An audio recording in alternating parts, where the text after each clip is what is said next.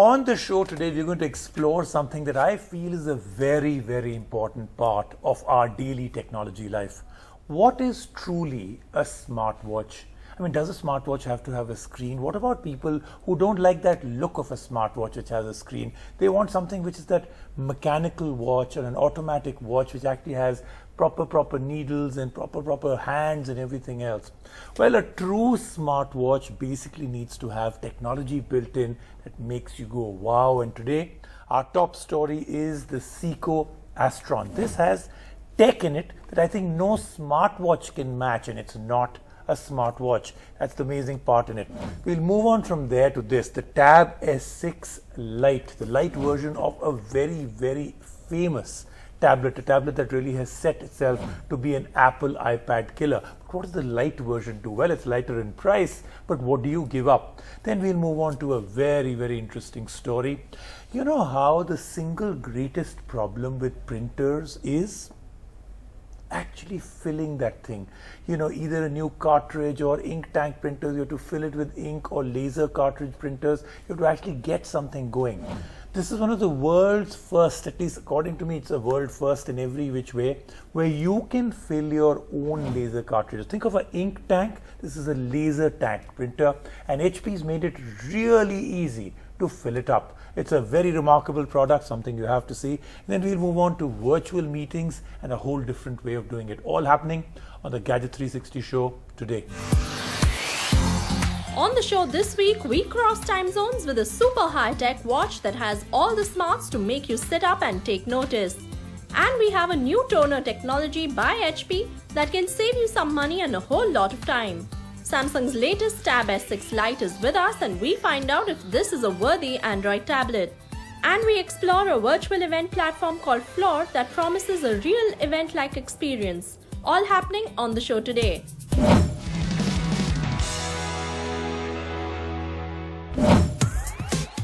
As dependence on video calling apps increases, Microsoft has come out with many new features for its platform, Microsoft Teams.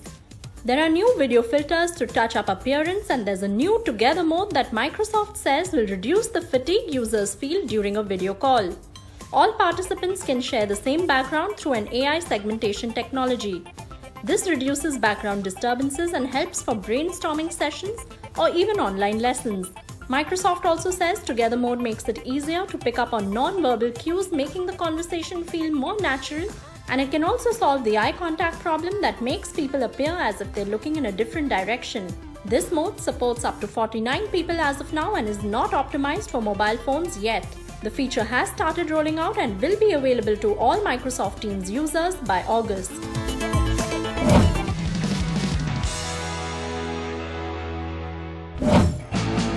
Dell has launched the latest in its XPS series. This is the XPS 13 with a 13.4-inch screen and the XPS 15 with a 15.6-inch panel. Screen configurations can go up to 4K Ultra HD+. These have a 4-sided Infinity Edge display and are super thin Ultrabooks. They are powered by Intel's new 10th Gen CPUs and have an up-firing quad speaker design. It is made using carbon fiber and hardened Corning Gorilla Glass. The XPS 13 starts at 1,44,807 rupees, while the XPS 15 starts at 1,86,072 rupees. Dell's XPS series competes with Apple's MacBook, Lenovo's Yoga series, and HP's Spectre X360.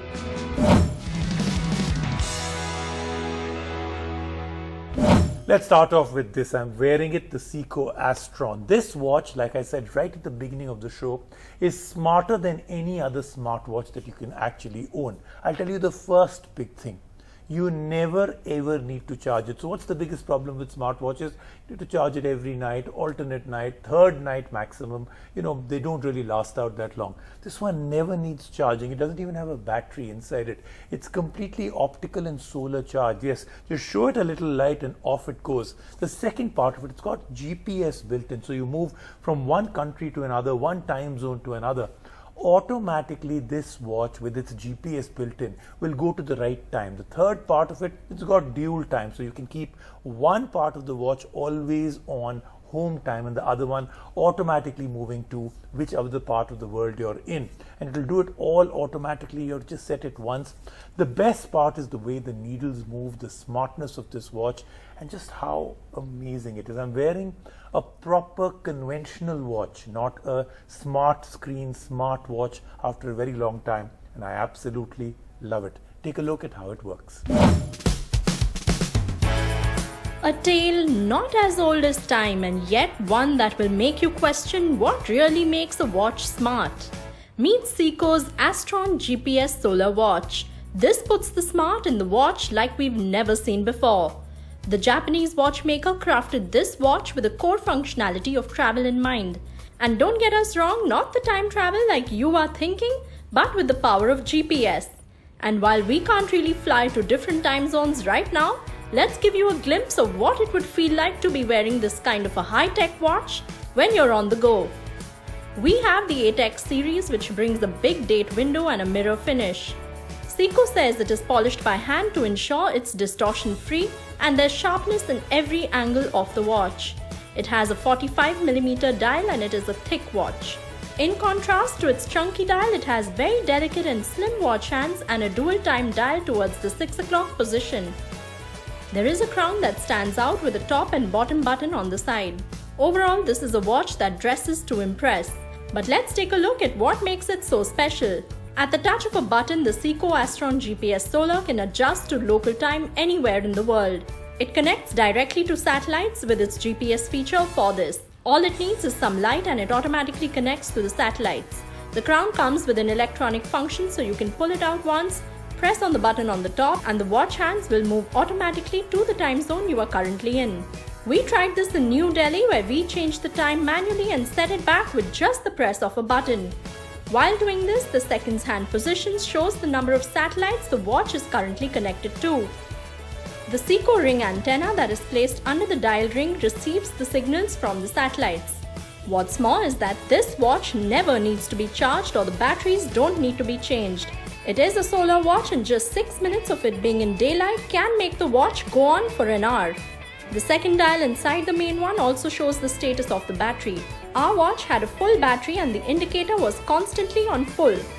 There is also an in-flight mode to prevent the GPS from affecting flight operations. During this time, the GPS is turned off. On the dial of the watch, there are countries' names written along with the time difference from GMT. On the inner dial, you can set the watch to show a different country's time zone and have the main watch show your current time zone as well. There's no display or app to toggle all of this. It can be done using the buttons on the side and the crown itself. There's the daylight savings feature as well for countries in which this would apply. This has to be set manually. So does this mean the Seiko Astron GPS Solar can set your time even if you're marooned on an island? The answer is yes. It will give you the most accurate time no matter where you are in all of Earth's 39 time zones. And it will also tell you where in the world you are. And that's what differentiates it from all the other GPS watches. It compares with Casio and Citizen's GPS watches that can also tell you the time anywhere but won't be able to tell you where you are. The Seiko Astron GPS Solar is the best of its kind and it starts at around 1,25,000 rupees. If you are interested in a true GPS watch, then this is the one that has all the smarts and puts them on your wrist. Let's move on now to the Samsung Tab S6 Lite. From Samsung, there aren't really too many tablet players, not too many people that are actually making this form factor anymore. And almost everyone now wants to make sure, there's Microsoft with their Surface, Samsung with their Tab series, and of course iPad from Apple. But everybody seems to be wanting to make these into a laptop replacement, and that's a good thing. But if you just want a tablet, this one can do a lot of things other than that, but if you just want one thing and one thing only, a tablet, and you don't want to spend too much money on it, then the Tab S6 Lite may well be the actual ticket. From laptops to convertibles to tablets, the need of the hour is a good machine that will do it all, and with a steady stream of devices coming into the market, we are really on the hunt for those that make us sit up and take notice. Today we have Samsung's latest tablet, the S6 Lite. It doesn't go too light on the price with a starting price of 27,999 rupees. It compares with the iPad 10.2-inch variant. The tablet space is mostly known and dominated by Apple's iPads. But looking beyond, does the Samsung Tab S6 Lite have the makings of a good and reliable Android tablet? The design of the Tab S6 Lite is pretty good. We like the size, it's nice enough to hold and read, and it's good to watch something on as well. The S6 Lite has a 10.4-inch screen. This is a WXGA Plus display, which means it has a 2000 by 1200p resolution and is actually better than Full HD.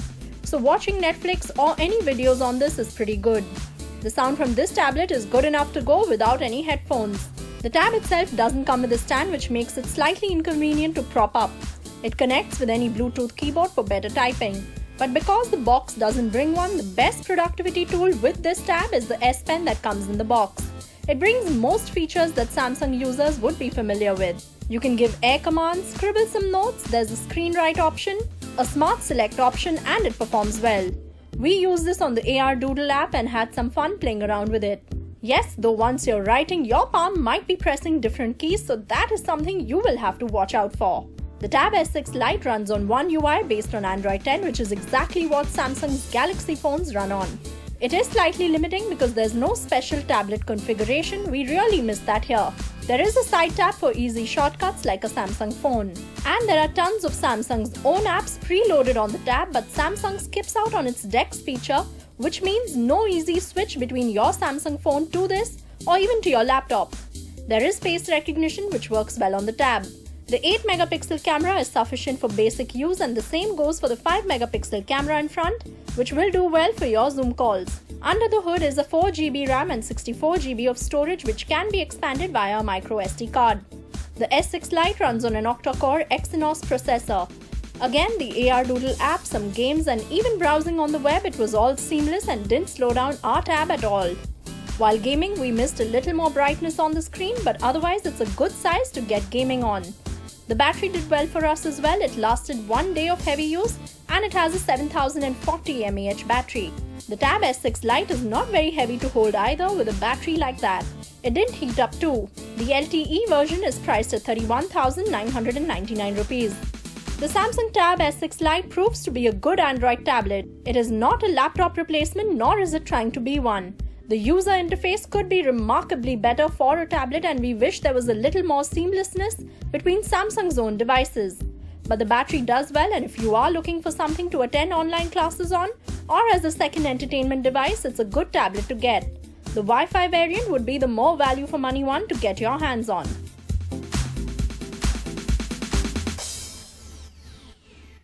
And now let's move on to a fascinating product, a printer. Like I said right in the beginning, printers have many, printers aren't really the most tech-friendly things. If you have a Wi-Fi printer, sometimes it doesn't talk to your Wi-Fi router. Sometimes you have this problem, that problem, paper getting jammed. But the single greatest problem of a printer is the actual medium that prints, whether it's ink or laser or any of the other things that they actually do. And the biggest problem is that even though you've got these tank printers where you can fill in the ink, it's a messy job. And laser printers, you have to actually go and buy a new cartridge. Well, HP solved all those problems in one shot. This is a laser printer that you can actually fill up on your own. So it's a laser tank printer. And the way you fill it is absolutely idiot proof. This is a very, very smart printer with a very smart solution. With work from home a new reality for many, the tech we need in our homes is going up. Besides the sales of laptops and wireless earphones, printers is one category that is seeing a very high demand. And so we got our hands on this HP Neverstop laser printer. Going by its name, Neverstop, and a relatively new toner system, we find out if it really lives up to its name. This is not the cheapest printer out there, but let's take a look at what it's capable of. The printer itself is slightly large. It's meant for homes or even for small businesses. Nothing very unique about its design either. It does have a few trays that protrude out, but overall it looks okay in the corner of a room. The paper input tray comes with a cover, so paper jams are out of sight and hopefully out of this machine as well. There is a small LCD panel with basic functions to operate the printer. The Neverstop lineup does away with traditional ink cartridges. This brings a new toner system where a syringe-like device has to be loaded from the top and doesn't take up too much time either. Shooting a print can be done from the HP Smart app. The in-device Wi-Fi of the printer shows up in the settings, and once connected, it's as simple as printing from your phone. You can also connect it to a laptop to take prints from, using the Windows version of the app or the adapter that comes in the box. We took various printouts from this, and the first page took about 10 to 15 seconds to show up, so it's adequately fast. The legibility of the text was very clear, but we wouldn't recommend printing pictures from this machine. Save paper, always try and use the front and back of the paper to print. Unfortunately, this printer does not do that automatically, but you can always turn the page manually to print on both sides. There is a toner level indicator in the front, which is pretty handy. HP ships this printer with a toner already loaded in it, and there is a protective cover on the top over here to keep the toner away from dust. The toner itself costs 849 rupees. The new toner technology HP brings is very cost effective and hassle-free. You will spend a lot less time handling and fitting in cartridges. It is good for everyday printing needs.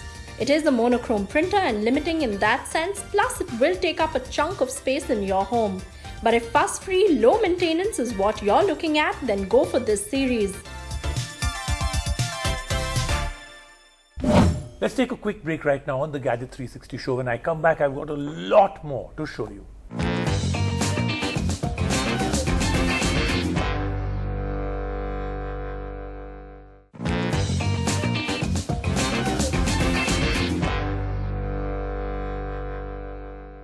Now let's move on to something else. I think lockdowns, wherever you've had a little bit of a silver lining, it's been about work from home and the amount of webinars and virtual events people are actually staging. But I think a platform that makes sure that if you want to have a virtual event, you don't have to go through the entire setup of trying to put it all together is a very, very interesting innovation at times like this. Here's one that we thought was very well executed. Zoom, Microsoft Teams, Google Meet have proved to be great ways to stay in touch with friends and family. But after all, being video call platforms, they offer a one-sided way of communicating. If you miss the thrill of attending concerts, networking events, or just any large-scale gathering, one company is really getting the party started with a virtual space to organize them. This is Floor, a two-way live streaming platform to host events. There's a whole host of things that one can do on this platform, including interact with other delegates attending the event, a knowledge hub where information can be handed out before and after the event, a networking space, Q&A or a poll feature, and also a ticketing arena. It works directly on the browser and it's quick to load. There's no limit on the number of users this platform can host. The platform is primarily divided into three spaces: a stage to host sessions, talks or speeches, a booth where one-on-one meetings can take place, and a lounge where multiple users can meet and discuss things. Just like real events, the format is streamlined very clearly. Floor can be used for public or private gatherings. There are multi-level controls for security. With this, the company truly throws the floor open to all in the virtual space and is a unique way of looking at events in our new world. That then was the show for this week, but next week is a fascinating show. We've got so many great things on that show that I really want to take you through, including a brand new MacBook Pro with a lot of new things, including performance, including the screen, including a whole different keyboard, all happening on the Gadget 360 show. It is exactly where I'll see you next week.